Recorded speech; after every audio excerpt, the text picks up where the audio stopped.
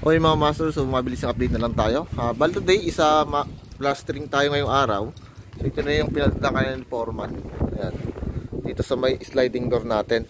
So isinama ng foreman dito yung ating poste, yung tambol natin para may tago yung ating rito, PVC. Tsaka yung kabila. So malapit na mabuo ito.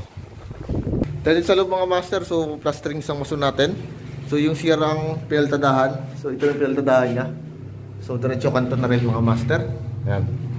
So balik guys sa tapos na rin. Ayan. So tapos na yung apaltado sa CR.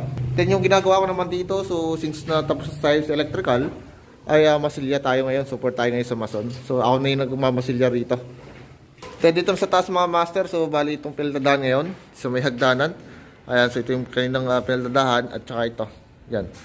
So ito naman yung apapaltadahan natin. So konti na lang naman yung apaltadahan natin dito. So mabilis na. So yun lang muna mga master, bali update ko lang kayo today. So thank you po.